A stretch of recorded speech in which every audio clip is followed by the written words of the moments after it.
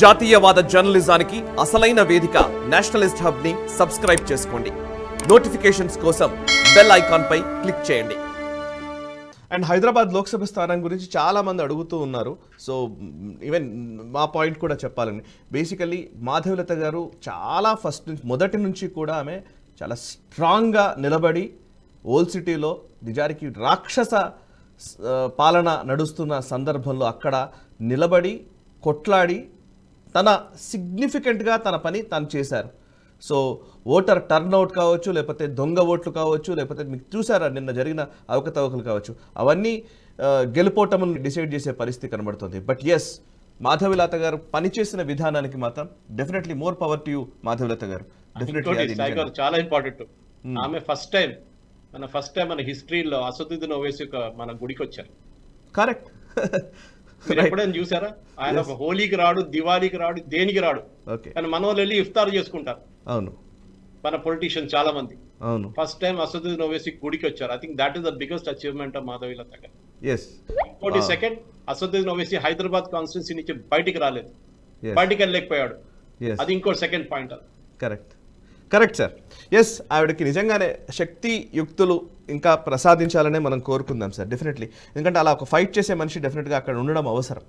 ఇక నెక్స్ట్ అంశం sir, voter turnout గురించి మనం మాట్లాడుతున్నాం కాబట్టి శ్రీనగర్కి సంబంధించిన వార్త. నిజంగా మనం ఇంతకు ముందు కూడా మాట్లాడాం సార్, జమ్మూ కాశ్మీర్కి సంబంధించి ఓట్ టర్న్అవుట్ అనేది చాలా తక్కువ అవుతుంది అనేది మీరు చాలాసార్లు చెప్పారు.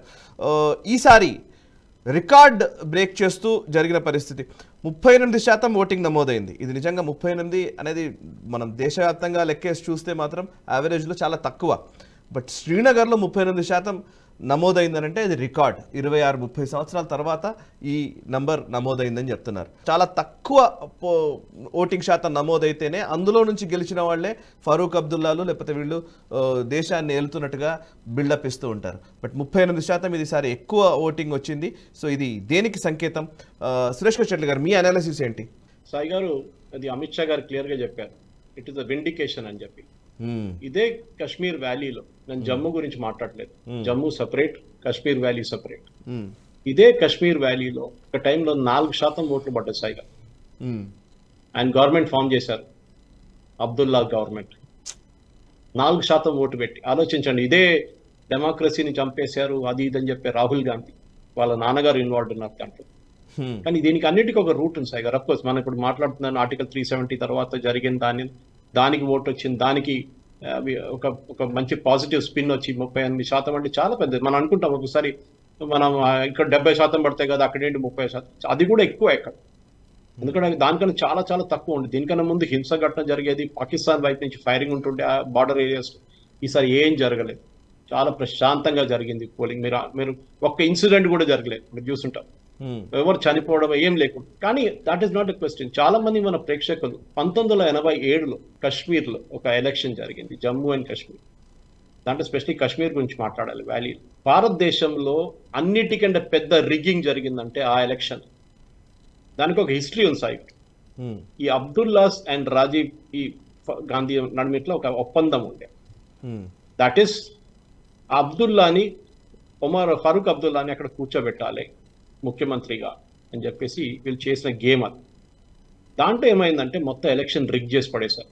అంటే విపరీతమైన రిగ్గింగ్. అప్పుడు బ్యాలెట్ పేపర్లే కదా, మొత్తం రిగ్ చేశారు ఎలక్షన్ కంప్లీట్ గా. అక్కడ MUF అని ఒక పార్టీ ఉండే సాయి గారు, ఆ పార్టీ కొంచెం స్ట్రాంగ్ ఉండే ఆ టైం. వీళ్ళది ఏంటంటే వీళ్ళిద్దరిని ఓడించాలని చెప్పి చేశారు వీళ్ళు. ఓకే.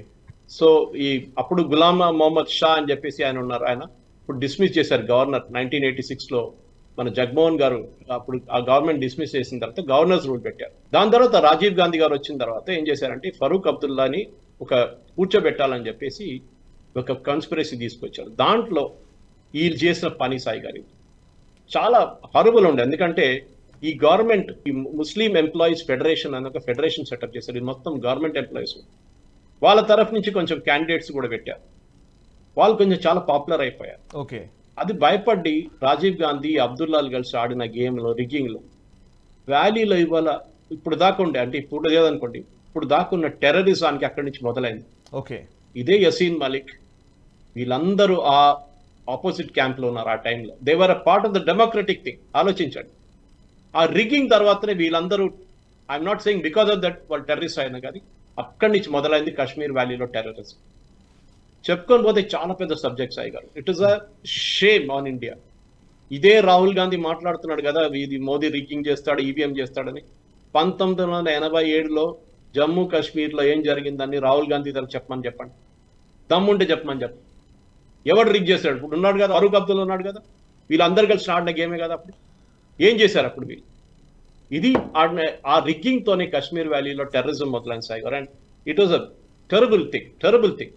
ఎందుకంటే వీళ్ళు ఏం చేశారంటే వీళ్ళ క్యాండిడేట్స్, ఎంయూఎఫ్ క్యాండిడేట్స్ ని ఈ అబ్దుల్లా వాళ్ళ పార్టీ వాళ్ళు జైల్లో వెళ్ళి కొట్టారు సాయి గారు. Okay, they are not Hindu ముస్లింనే కొట్టాడు వెళ్ళి. ఆలోచించండి, జైల్లో వేసి కొట్టే, ఏదో మన నార్త్ కొరియా లాగా చేశారు వీళ్ళు జమ్మూ కాశ్మీర్. దాని గురించి ఇప్పుడు మాట్లాడుతున్నారు ఈ రాహుల్ గాంధీ, ఫరూక్ అబ్దుల్లా, ఒమర్ అబ్దుల్లా. అడగండి 1987 who did this rigging, who bought terrorism to the valley అని అడగండి ఒకసారి. వీళ్ళకి జవాబు ఉండదు సాయి గారు. కానీ మన ప్రాబ్లం ఏంటంటే మన పొలిటీషియన్స్ అందరు మర్చిపోతాం. మన ప్రజలకు అసలే తెలియదు. కాశ్మీర్లో ఉన్న ప్రజలకు తెలుసు, కానీ కాశ్మీర్ బయట ఉన్న ప్రజలకు అసలు దీని గురించి ఏం తెలియదు. ఏం జరిగింది 1987 ఎమర్జెన్సీ కన్నా డార్క్ చాప్టర్ కాశ్మీర్ హిస్టరీలో. The day democracy was killed and day the terrorism came to the valley. దానికన్నా ముందు అంత టెర్రరిజం ఎఫెక్ట్ లేకుండే వ్యాలీ.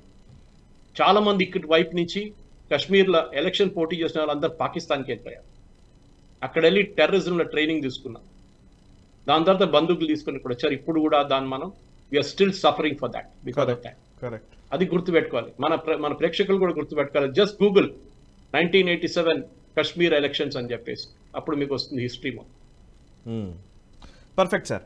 ఈ వీడియో మీకు నచ్చినట్టయితే లైక్ చేయండి, 10 మందికి షేర్ చేయండి. అలాగే కామెంట్ల రూపంలో మీ అభిప్రాయాలను మాతో పంచుకోండి. Nationalist hub group of channels ను సబ్స్క్రైబ్ చేసుకుని తెలుగునాట జాతీయవాద జర్నలిజాన్ని ప్రోత్సహించండి. ఈ వీడియో కింద ఉన్న బెల్ ఐకాన్ పై క్లిక్ చేయడం మర్చిపోవద్దు.